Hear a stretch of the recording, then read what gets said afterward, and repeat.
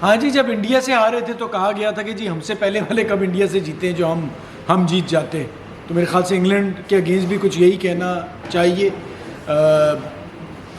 Overall अच्छी cricket हुई and Harry Brook जिस तरह से खेले, मेरे ख्याल से वर्ल्ड कप की बेहतरीन इनिंग्स थी। इतनी शानदार बैटिंग, जिस तरह से पूरी टीम को लेके चले, जिस तरह से एक कैप्टन्स इनिंग उन्होंने खेली।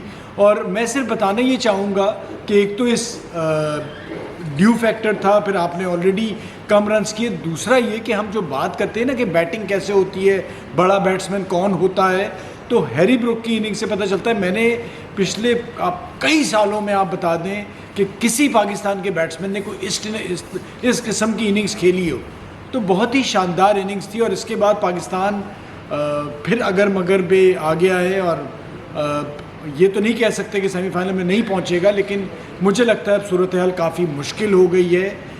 बट ओवरऑल जैसी हमारी क्रिकेट है, जो सिचुएशन है, हम एक छठे नंबर की टीम है, उस लिहाज से हम सुपर 8 में क्वालिफाई कर गए थे। मेरे ख्याल से यही काफ़ी था एंड बस ऐसे ही चलता रहा है और ऐसे ही चलता रहेगा।